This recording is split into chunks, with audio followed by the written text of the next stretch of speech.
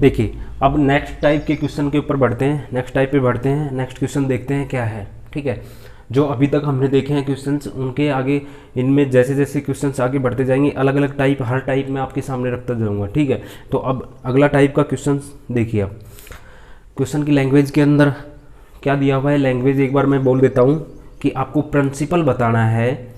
यदि rate of interest दिया हुआ है 16/2/3% और टाइम दिया हुआ है 2 वर्ष का, और सेकंड ईयर का दूसरे साल का जो सीआई है वो दिया हुआ है 980 रुपये। ठीक है, लैंग्वेज के अंदर इसको किस तरीके से बोला जाएगा, लैंग्वेज में बोला जाएगा कि मूलधन ज्ञात कीजिए यदि 16/2/3% की दर से 2 वर्ष में किसी धन का दूसरे साल का, यहाँ पे लैंग्वेज बदल चुकी है, पूरा नहीं केवल दूसरे साल का जो चक्रवृद्धि ब्याज है वो कितना हो रहा है 980 रुपये।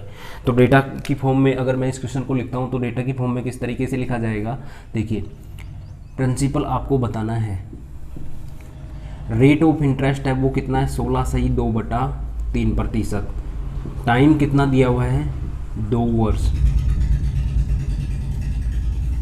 और सी आई माइनस का एस आई, यानी सी आई माइनस एस आई नहीं, सेकेंड ईयर का सी आई दिया हुआ है, दूसरे साल का जो चक्रवृद्धि ब्याज है वो कितना दिया हुआ है, सेकेंड ईयर जो सी आई है वो दिया हुआ है 980 रुपये।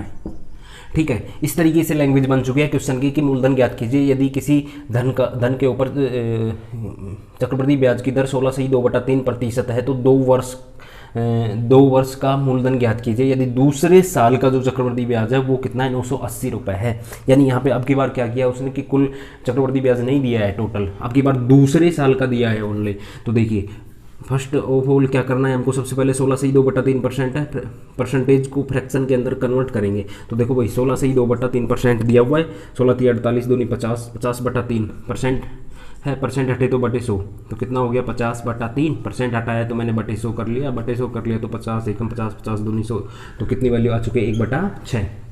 ये सारी चीज़ें हम परसेंटेज के अंदर कंप्लीटली रूप से समझ लेंगे और उसके बाद में ना इन चीज़ों को बताने की आवश्यकता नहीं पड़ेगी, लेकिन अभी परसेंटेज वाला पार्ट नहीं पड़ा तो मैं इन चीज़ों को अभी आपको सामने इसको डिस्प्ले कर देता हूँ। ठीक है, देखिए तो इसका मतलब हो गया 16/2/3% है, तो इसका फ्रैक्शन वैल्यू कितनी आ चुकी है 1/6, फ्रैक्शन वैल्यू यहाँ पे कितनी आ चुकी है 1/6।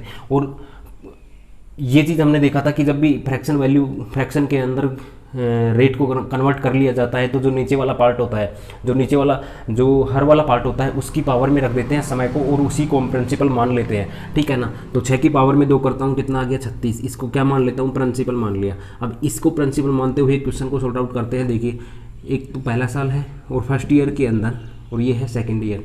देखिए तो जो फर्स्ट ईयर है वहाँ पे भी रेट ऑफ इंटरेस्ट किस हिसाब से लग रहा है 1/6, क्योंकि रेट ऑफ इंटरेस्ट यहाँ पे सेम है, या फर्स्ट ईयर या सेकंड ईयर के लिए अलग अलग रेट ऑफ इंटरेस्ट है नहीं, सेम रेट ऑफ इंटरेस्ट है 2 साल के लिए 16/2/3%।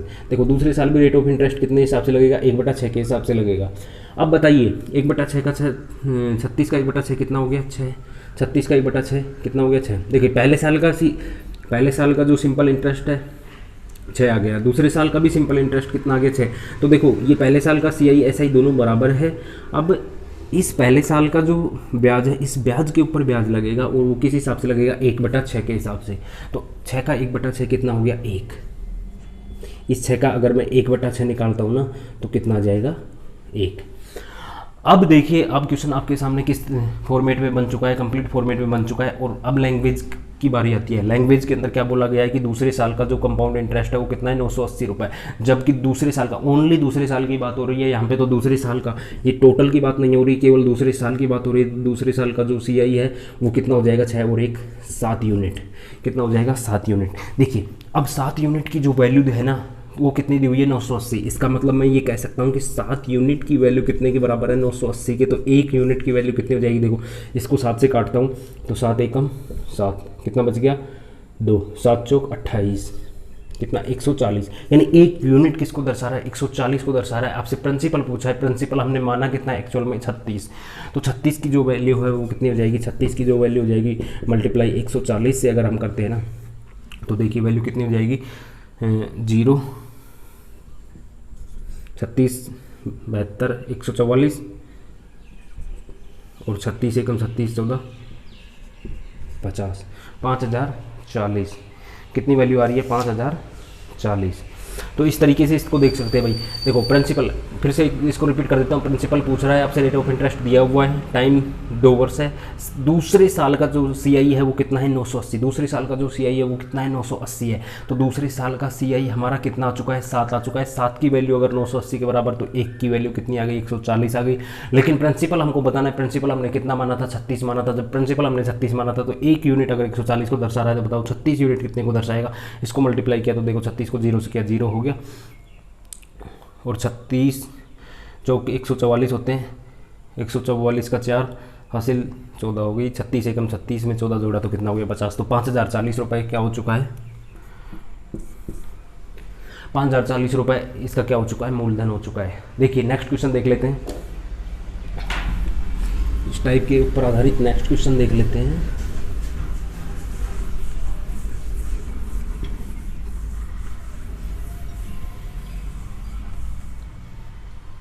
अगला क्वेश्चन क्या कर रहा है, देखिए अगले क्वेश्चन की लैंग्वेज के अनुसार मैं आपको बता देता हूँ, क्योंकि अब की बार बोल रहा है क्वेश्चन के अंदर कि मूलधन ज्ञात कीजिए यदि चक्रवर्ती ब्याज की दर 8/1/3% है 2 साल के लिए।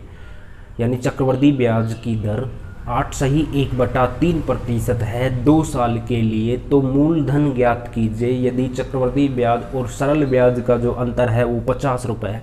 चक्रवर्ती ब्याज और सरल ब्याज का अंतर कितना है 50 रुपये। फिर से रिपीट कर रहा हूँ, किसी धन पर चक्रवर्ती ब्याज की दर 8/1/3% है 2 साल के लिए, तो मूलधन ज्ञात कीजिए, मूलधन ज्ञात कीजिए यदि चक्रवर्ती ब्याज और सरल ब्याज का जो अंतर है 2 साल का, जो चक्रवर्ती ब्याज और सरल ब्याज का जो अंतर है वो कितना है 50 रुपये।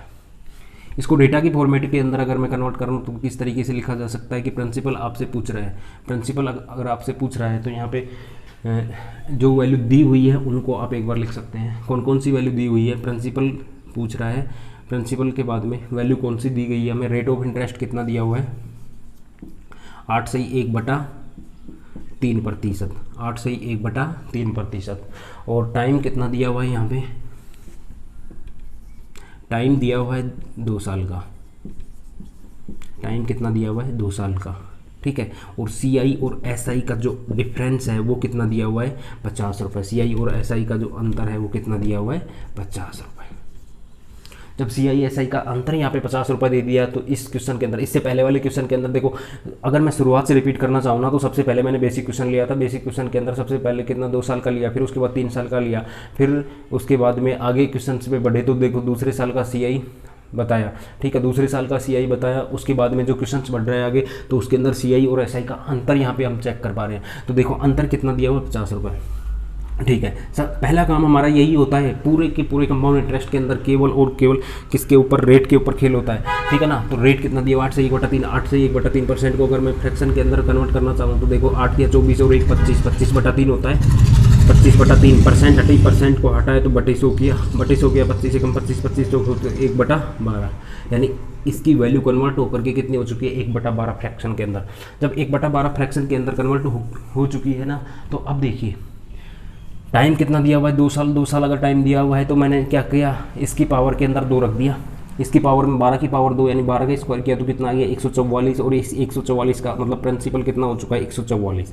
कितने साल के लिए हो चुका है 2 साल के लिए प्रिंसिपल 144 हो चुका है। ये पहला साल हो गया और ये सेकेंड ईयर हो गया, ठीक है। अब फर्स्ट ईयर के लिए जो रेट ऑफ इंटरेस्ट लग रहा है वो किस हिसाब से लग रहा है 1/12 के हिसाब से, तो दूसरे साल के लिए किस हिसाब से लग रहा है 1/12 के हिसाब से।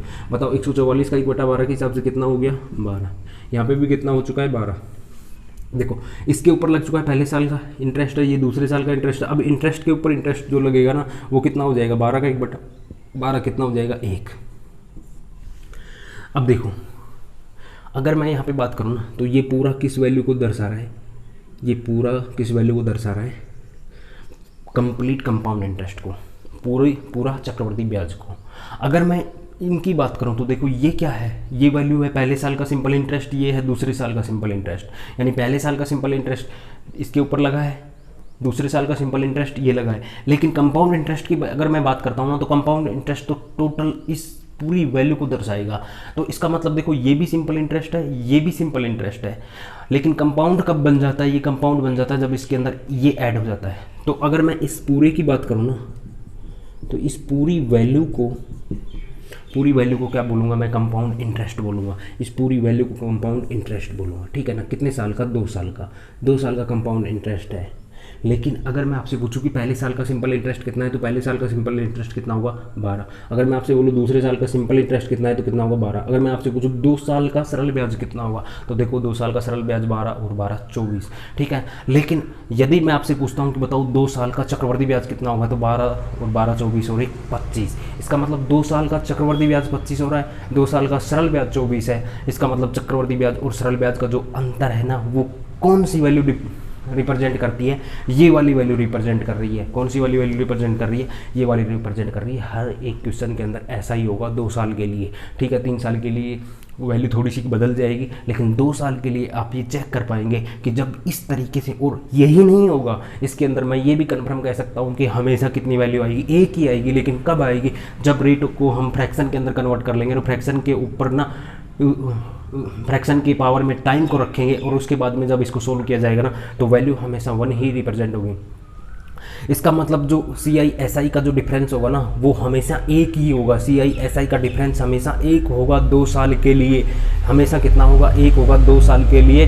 लेकिन कब, जब रेट ऑफ इंटरेस्ट को फ्रैक्शन में बदलने के बाद उसकी पावर में क्या कर दिया जाएगा, टाइम को कर दिया जाएगा। ये वैल्यू हमेशा रिप्रेजेंट करेगी, और इसी के तरीके से हम कर सकते हैं कि तुरंत इसका आंसर कर पाएंगे। आगे इसकी स्पीड बढ़ाने में यही मेथड काफ़ी ज़्यादा इंपॉर्टेंट रोल प्ले करता है। देखो अब CI माइनस का SI का अंतर कितना आ चुका है, 1 आ चुका है। इसका मतलब मैं ये कह सकता हूँ कि CI माइनस का SI है वो कितना की वैल्यू कितना रिप्रेजेंट कर रही है, 1 को रिप्रेजेंट कर रही है। इसका मतलब CI माइनस SI अगर 1 है, CI माइनस SI 1 है, लेकिन एक्चुअल के अंदर देखो एक्चुअल वैल्यू कितनी दी हुई है, 50 है। और यहाँ पे अगर मैं चेक कर पा रहा हूँ ना, तो CI माइनस SI की वैल्यू कितनी है, CI माइनस SI की वैल्यू कितनी है, यहाँ पे CI माइनस का SI की जो वैल्यू है ना, वो कितनी है, 1 है। भाई ये देखो फिर से रिपीट कर रहा हूँ एक बार, ये पहले साल का सिंपल इंटरेस्ट, ये दूसरे साल का सिंपल इंटरेस्ट, ठीक है। अगर ये पूरी की वैल्यू बात करता हूँ, तो ये पूरे 2 साल का चक्रवर्ती ब्याज हो जाएगा कितना, 12 12 24 और 1 25। अगर मैं 2 साल के सिंपल इंटरेस्ट की बात करूँ तो 12 12 24, तो कितना देखो, CI 2 साल का 25 है, SI 2 साल का 24 है।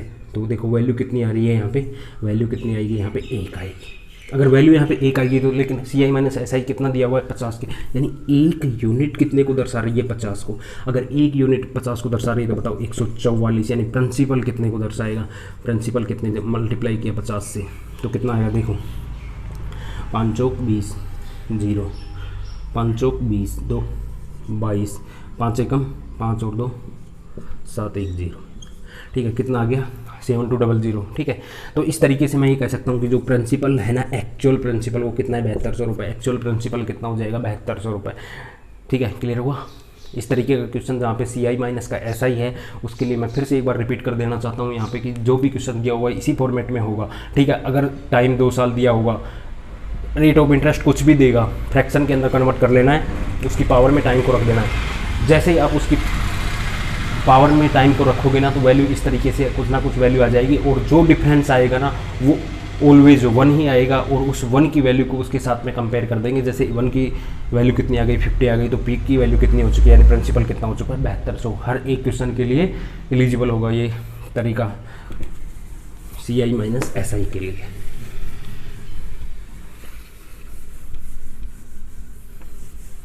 देखिए नेक्स्ट क्वेश्चन, अगला क्वेश्चन चेक कर लेते हैं।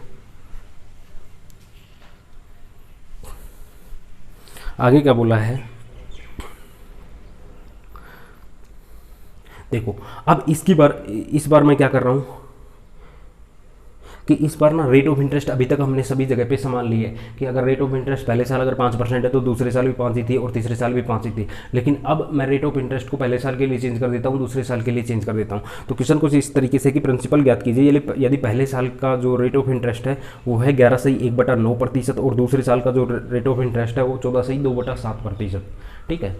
यानी क्वेश्चन को फिर से रिपीट कर रहा हूँ कि प्रिंसिपल ज्ञात करो यदि पहले साल की जो ब्याज की दर है वो 11.1/9% है, जबकि दूसरे साल की जो रेट ऑफ इंटरेस्ट है, ब्याज की चक्रवृद्धि ब्याज की जो दर है वो 14.2/7% है, ठीक है। और समय दिया हुआ है 2 साल का, समय दिया हुआ है 2 साल का, और सी आई माइनस एस आई की जो वैल्यू दी हुई है, सी आई माइनस एस आई का जो अंतर है, चक्रवृद्धि ब्याज और सरल ब्याज का जो अंतर है वो है 450 रुपये। तो इसको डेटा की फॉर्मेट के अंदर मैं लिखने की कोशिश कर रहा हूँ। तो देखो डेटा की फॉर्मेट में इस क्वेश्चन को किस तरीके से आप लिख सकते हो, डेटा की फॉर्मेट में किस तरीके से इस क्वेश्चन को लिखा जा सकता है। देखिए प्रिंसिपल आपसे पूछ रहा है, ठीक है, प्रिंसिपल आपसे पूछ रहा है रेट ऑफ इंटरेस्ट पहले साल के लिए, फर्स्ट ईयर के लिए कितना दिया हुआ है, 11/1/9%। दूसरे साल के लिए कितना दिया हुआ है, 14/2/7%। ये तो रेट ऑफ इंटरेस्ट हो गया पहले साल के लिए और रेट ऑफ इंटरेस्ट हो गया दूसरे साल के लिए। प्रिंसिपल हमको बताना है, ठीक है। अब नेक्स्ट लैंग्वेज के अंदर, इसके अंदर क्या बोला गया है कि जो टाइम है वो कितना है, 2 साल। जो टाइम है वो कितना है, 2 साल। जो सी आई और एस आई का जो अंतर है वो कितना दिया हुआ है, 450, ठीक है, कितना दिया हुआ है, 450। अब इस वैल्यू को कन्वर्ट करेंगे। देखो जब भी किसी क्वेश्चन के अंदर ब्याज की जो दर है ना वो अलग अलग आ जाती है 2 साल के लिए या 3 साल के लिए, तो क्या करना होता है, पहला काम तो यही करना होगा कि इनको फ्रैक्शन में बदल लेंगे।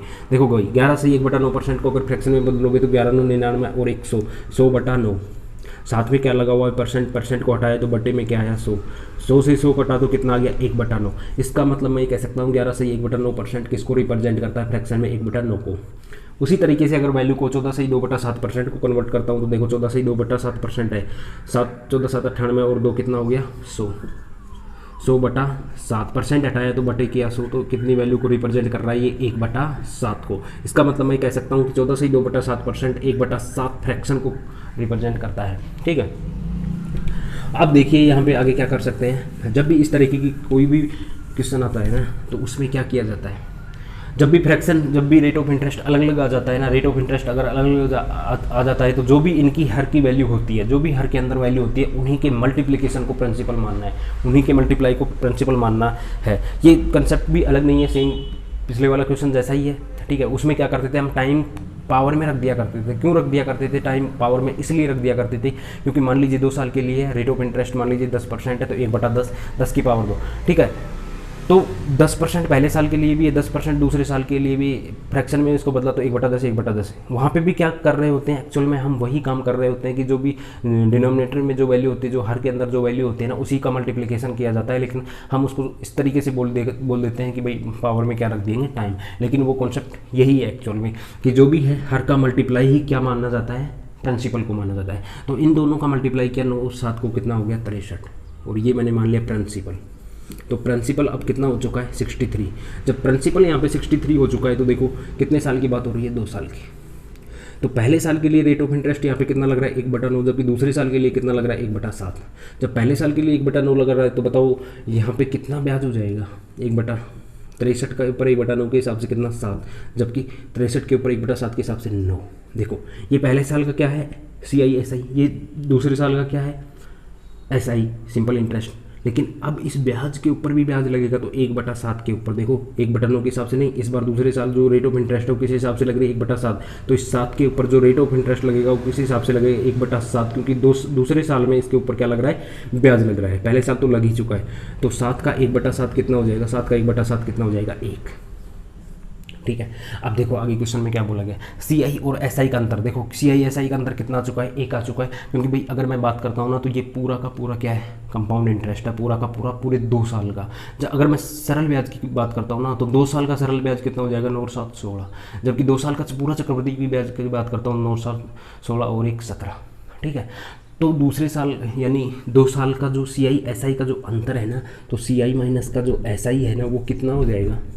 देखो पूरे 2 साल का जो CI है वो कितना, 7 9 16 और 1 17, जबकि पूरे 2 साल का जो SI है तो देखो पहले साल का SI 7, दूसरे साल का SI 9, 9 और 7 कितना, 16। तो वैल्यू कितनी आ चुकी है, 1।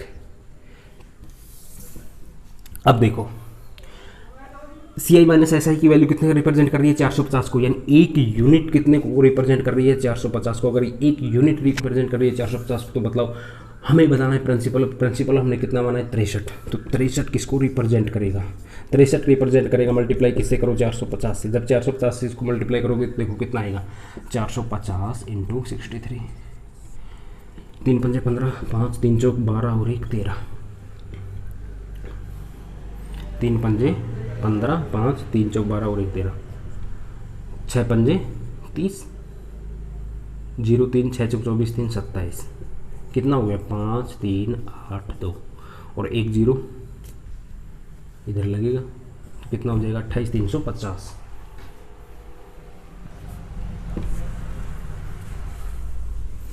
तो वैल्यू कितनी हो चुकी है 28,350। ठीक है, कैलकुलेशन एक बार फिर से चेक कर सकते हैं आप, बाकी देख लीजिए 28,350 की वैल्यू आ चुकी है। कब? जब प्रिंसिपल कितना है, माना है हमने 63, सी आई माइनस एस आई का अंतर कितना आ चुका है, एक को कितने के बराबर किया 450 के बराबर, क्योंकि ये दिया हुआ है। ठीक है, तो इस तरीके से हम इन क्वेश्चंस को कर सकते हैं आसानी से। चलो नेक्स्ट क्वेश्चन देख लेते हैं। सभी क्वेश्चंस को एक बार आपने देख लिया, नहीं समझ में आ रहा इसको रिपीट करके देख सकते हैं फिर से आप।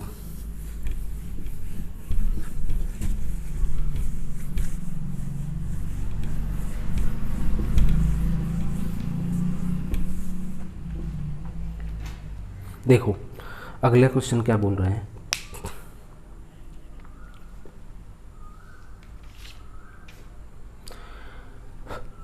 देखिए नेक्स्ट क्वेश्चन के अंदर भी मैं लैंग्वेज के अंदर पहले बोलता हूँ, उसके बाद लैंग्वेज के बाद में हम जो इस क्वेश्चन है इस क्वेश्चन को आसानी से कर सकते हैं। लैंग्वेज के अंदर क्वेश्चन में बोला गया है कि किसी धन, जो एक धन है, कितना प्रिंसिपल है 5,120 रुपये, 5,120 रुपये के ऊपर 12.5% की ब्याज की दर से 1 साल 73 दिन का, 1 साल 73 दिन का चक्रवर्ती ब्याज ज्ञात करो, सरल ब्याज ज्ञात करो और चक्रवर्ती ब्याज और सरल ब्याज में अंतर ज्ञात करो। ठीक है, फिर से मैं क्वेश्चन रिपीट कर रहा हूँ। 5,120 रुपये पे 5,120 रुपये पे 12 सही 1/2%, यानी 5,120 रुपये पे 12.5% की दर से 12.5% की दर से 1 साल 73 दिन का चक्रवर्ती ब्याज ज्ञात करो, सरल ब्याज ज्ञात करो और चक्रवर्ती ब्याज और सरल ब्याज का अंतर ज्ञात करो।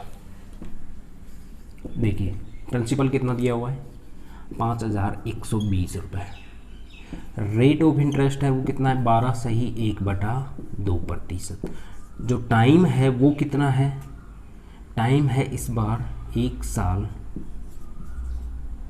73 दिन। ठीक है, 1 साल 73 दिन। और पूछा क्या है, कंपाउंड इंटरेस्ट कितना है, सिंपल इंटरेस्ट कितना है और कंपाउंड इंटरेस्ट माइनस का सिंपल इंटरेस्ट।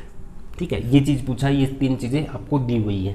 ठीक है, तो देखिए किस तरीके से करेंगे। अब यहाँ पे जब भी इस तरीके का कोई क्वेश्चन आ जाएगा ना 1 साल 73 दिन का, ठीक है, या 1 साल कुछ दिन का, तो वहाँ पे हम कोशिश करेंगे मेन यही कि जो प्रिंसिपल दिया हुआ है उसी को एक्चुअल प्रिंसिपल मान लिया जाए। सबसे पहला काम तो यही होगा कि जो 12.5% है ना, इसको फ्रैक्शन में बदलो। 12.5% को जब आप फ्रैक्शन में बदलोगे तो 12 दूनी 24 और 1 25/2, 25/2 साथ में परसेंट लगा हुआ है, हटाया तो बटे में क्या आया 100, बटे में 100 आया तो 25 से कम 25, 25 चौक 100 तो कितना हो गया 1/8। जब ये वैल्यू 1/8 हो चुकी है, इसका मतलब 12.5% किसको रिप्रेजेंट कर रहा है फ्रैक्शन के अंदर 1/8 को।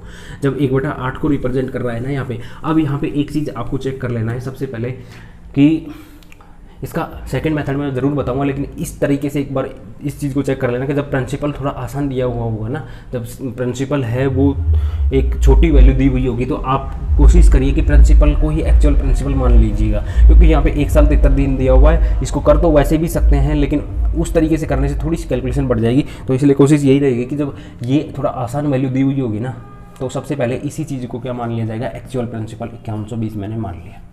ठीक है, जब 5120 प्रिंसिपल मान लिया तो कितने साल की बात हो रही है, यहाँ पे साल की तो बात हो रही है 1, लेकिन आगे दिया हुआ है 73 दिन। जब 1 साल 73 दिन की बात हो रही है, 1 साल से आगे बढ़ चुका है, 1 साल से आगे बढ़ चुका है, तो मैं इसको पूरे 2 साल के लिए लेके जा रहा हूँ। ठीक है, तो 2 साल के लिए मैं इसको लेके जा रहा हूँ, लेकिन कंप्लीट 2 साल का नहीं निकालेंगे तो 1 साल 73 दिन का ही, लेकिन 2 साल के ऊपर इसकी कैलकुलेशन कर रहे हैं।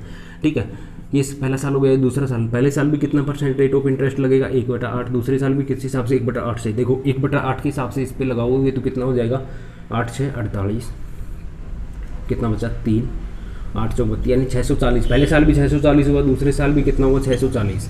ठीक है, पहले साल का सिंपल इंटरेस्ट 640 हुआ, दूसरे साल का भी सिंपल इंटरेस्ट कितना हुआ 640 हुआ। अगर कंपाउंड इंटरेस्ट की मैं बात करता हूँ तो ये भी कंपाउंड इंटरेस्ट हो चुका है, लेकिन ब्याज के ऊपर ब्याज भी लगेगा भी। तो 640 के ऊपर फिर से 1/8% के हिसाब से अगर लगेगा, 1/8 के हिसाब से लगेगा तो देखो 8 8 64 कितना 80 हो चुका है, कितना हो चुका है 80। लेकिन एक चीज़ हमने अभी देखी थी कि ये जो है रेट ऑफ इंटरेस्ट 1 साल 73 दिन का है, ना कि पूरे 2 साल का है। जब ये पूरे 2 साल का नहीं है ना, तो इसके अंदर किस तरीके से इस चीज़ को वैल्यू को हम कन्वर्ट कर सकते हैं, ये चीज़ ही देखने लायक होगी। देखो इसको किस तरीके से कन्वर्ट किया जा सकता है। इसको कन्वर्ट करने के लिए हमें ये देखना है कि देखो 73 दिन है, और लेकिन जो ये इंटरेस्ट लगा हुआ है ना, यहाँ पे जो इंटरेस्ट निकाल दिया ना, ये पूरे 365 दिन का निकाल दिया हमने। कितने दिन का निकाल दिया? पूरे 365 दिन का निकाल दिया। लेकिन अब पूछा क्या है, सबसे पहले हमें कंपाउंड इंटरेस्ट पूछा है। क्या पूछा है? कंपाउंड इंटरेस्ट पूछा है। तो देखो टोटल अगर कंपाउंड इंटरेस्ट की मैं बात करूँ ना, तो 640 कितना हो गया? 1280, 1280 में जोड़ते हो 80, तो बताओ कितना हो गया? 1360। भाई 640 1280 1280 में 80 जोड़ा तो कितना हो गया? 1360। लेकिन जो ये 1360 रुपये है ना, ये 1360, देखो CI मैं याद कर रहा हूँ सबसे पहले। तो CI अगर मैं निकाल रहा हूँ ना, तो देखो CI 1360 रुपये तो आ चुका है टोटल। लेकिन जो ये 1360 रुपये है ना, ये 1360 रुपये तो पूरे 2 साल का आया है। कितने साल का आया है? 2 साल का। लेकिन दूसरे साल केवल कितने दिन का इंटरेस्ट लगना चाहिए? 73 दिन का इंटरेस्ट लगना चाहिए। तो पूरे दूसरे साल अगर 73 दिन का इंटरेस्ट लगना चाहिए ना, तो बताओ पूरे दूसरे साल के अंदर टोटल कितना इंटरेस्ट आया है? टोटल आया है भाई 640 में से अगर मैं 640 और 80 को ऐड करता हूँ ना, तो बताओ कितना हो गया? 720। तो जो दूसरा साल है ना, उसके अंदर टोटल इंटरेस्ट कितना आया? 720। लेकिन ये पूरे 365 दिन का आ गया। कितने दिन का आ गया? 365 दिन का आ गया। लेकिन हमें चाहिए कितने दिन का? 73 दिन का चाहिए। तो जो ये 720 है ना, ये पूरे 365 दिन का है। कितने दिन का है? 365। लेकिन चाहिए कितने दिन का? 73 दिन का चाहिए। काटोगे तो कितनी बार? 5 बार। बताओ वैल्यू कितनी आ चुकी है? 5 एकम 5, 2 5 चौक 20,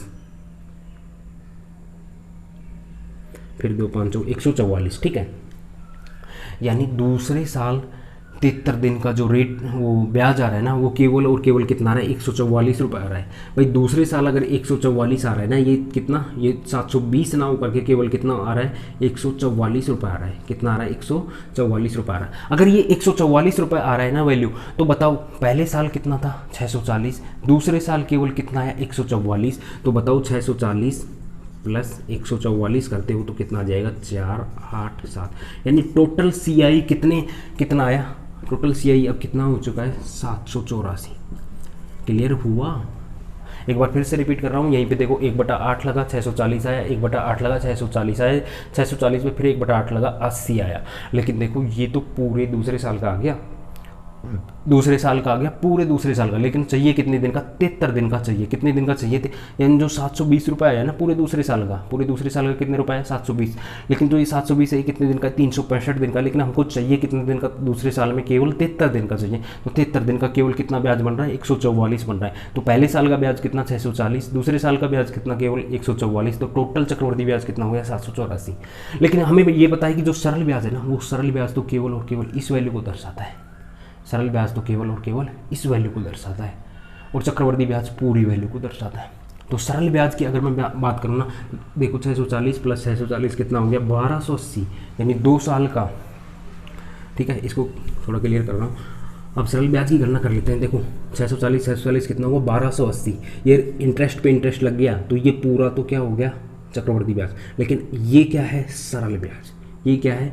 सरल ब्याज 2 साल का। तो 2 साल का सरल ब्याज कितना है? 1280। लेकिन ये कितने दिन का है? 365 दिन का। वही दूसरे साल का केवल चाहिए कितने दिन का? 73 दिन का सरल ब्याज चाहिए हमको। तो 73 दिन का अगर सरल ब्याज चाहिए आपको, तो काटा तो कितनी बार? 5 बार। 5 से इसको सिंपल किया तो 5 दूनी 10, 2 5 5 25।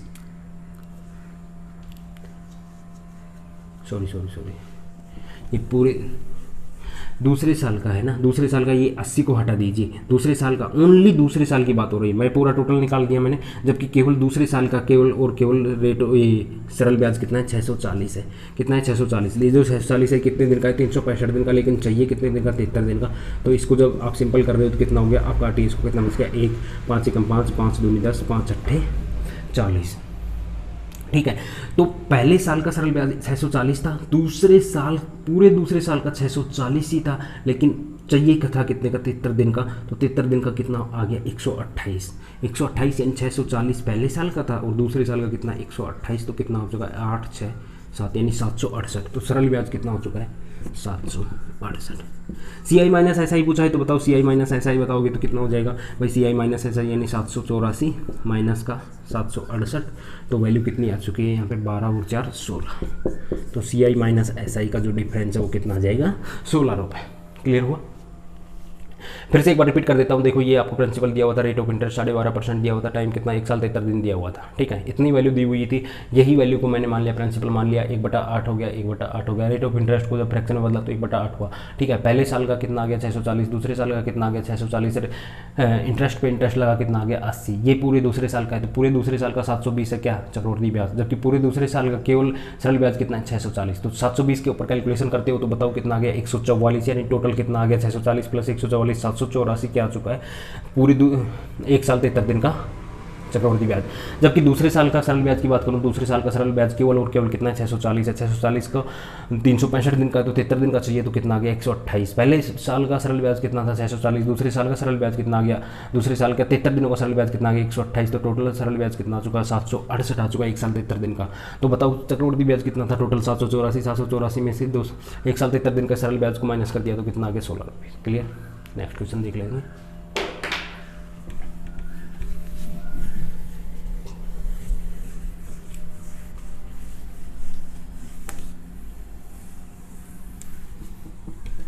देखिए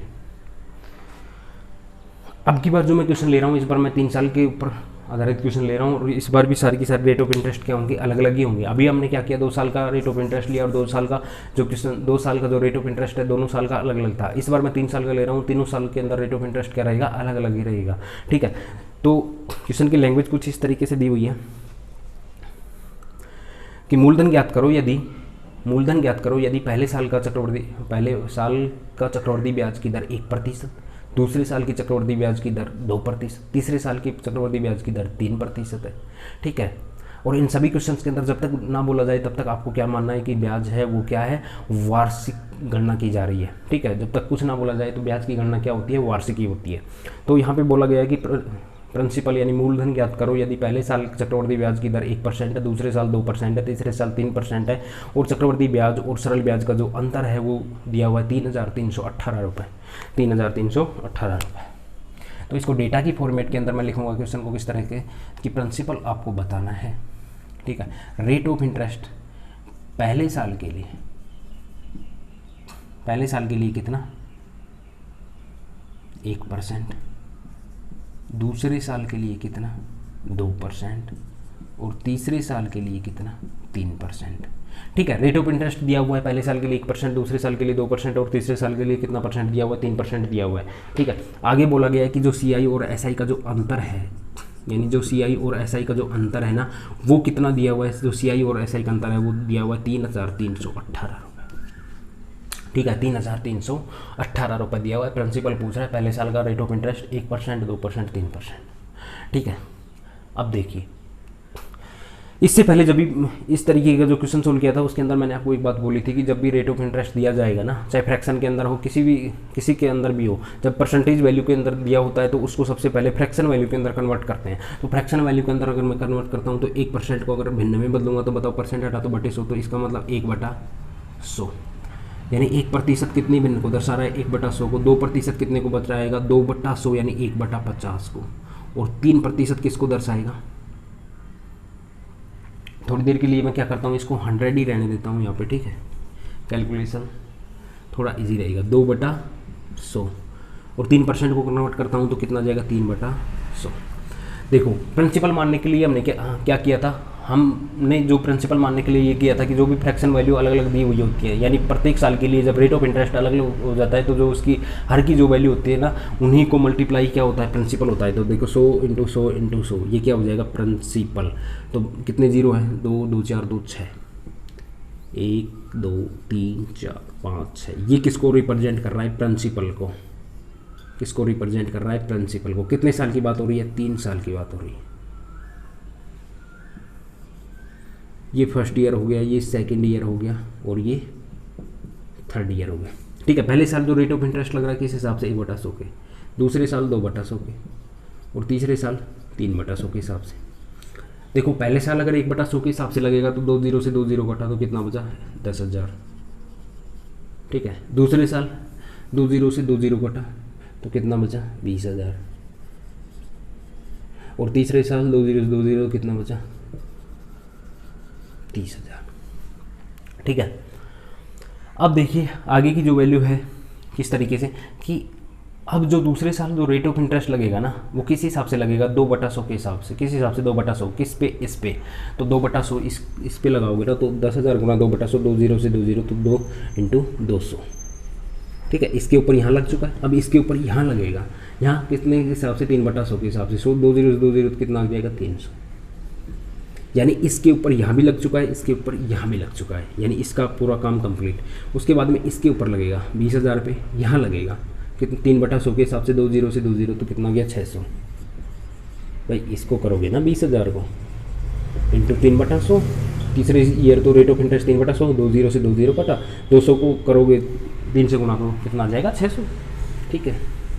अब देखिए दूसरे साल कितना दिया हुआ है, दूसरे साल दिया हुआ है कितना 200, लेकिन दूसरे इसके ऊपर भी लगेगा यहाँ पे इंटरेस्ट। जब इसके ऊपर यहाँ इंटरेस्ट लगेगा किस हिसाब से 3/100 के हिसाब से 20 से 20 तो 3 दूनी 6, ये आ चुका है कंप्लीट 3 साल का इंटरेस्ट, कंपाउंड इंटरेस्ट कंप्लीट आ चुका है। अब इस वाली वैल्यू को ओनली किससे बोला जाता है, सिंपल इंटरेस्ट बोला जाता है। इस पूरी वैल्यू को क्या बोला जाता है, कंपाउंड इंटरेस्ट, और इसको क्या बोला जाता है CI माइनस SI। इसको क्या बोला जाता है CI माइनस SI। अब देखिए CI माइनस SI, देखो ये पूरी वैल्यू किसको रिप्रेजेंट कर रही है, सिंपल इंटरेस्ट को। ये पूरी की पूरी वैल्यू किसको रिप्रेजेंट कर रही है, कंपाउंड इंटरेस्ट को। और ये जो ये वाली वैल्यू है ना, ये वाली वैल्यू ये किसको रिप्रेजेंट करेगी, CI माइनस का SI को रिप्रेजेंट करती है, ठीक है। तो CI माइनस का SI देखो कितना हो जाएगा 300, 600, 900, 200, 1106, कितना हो गया 1106 किसको रिप्रेजेंट कर रहा है, CI माइनस का SI को। लेकिन एक्चुअल में 1106 नहीं है, एक्चुअल में वैल्यू CI माइनस SI कितनी दी हुई 3318। इसका मतलब 1106 की वैल्यू कितने के बराबर है, 3318 के बराबर है। तो बताओ एक यूनिट की वैल्यू कितनी हो जाएगी, 11 या 33 है 18, यानी एक यूनिट की वैल्यू 3 है। तो बताओ प्रिंसिपल दिया हमने कितना माना था, प्रिंसिपल 1/2, ठीक है, कितना माना था। तो ये तो वैल्यू काफ़ी बड़ी हो चुकी है आपकी, 10 लाख, 1/2 सैकड़ों, 10 लाख वैल्यू हो चुकी है। अगर 10 लाख वैल्यू हो चुकी है ना तो 10 लाख को कितने से रिप्रेजेंट करोगे, 10 लाख को कितने से मल्टीप्लाई किया, 3 से किया तो कितना 30 लाख। इतनी बड़ी वैल्यू आ चुकी है किसमें, प्रिंसिपल। इतनी बड़ी वैल्यू होगी जब CI माइनस SI का जो अंतर है वो कितना होगा, 3318 रुपये होगा। जब 3318 रुपये होगा ना तो इसका मतलब हम ये कह सकते हैं कि जब 3318 होगा तो एक यूनिट की वैल्यू 3 को रिप्रेजेंट कर रहा है। तो इसका मतलब जो यहाँ पे हमने माना था क्या, प्रिंसिपल माना था कितना 10 लाख, तो जब प्रिंसिपल यहाँ पे 10 लाख है तो एक्चुअल प्रिंसिपल कितना हो जाएगा 30 लाख। क्लियर।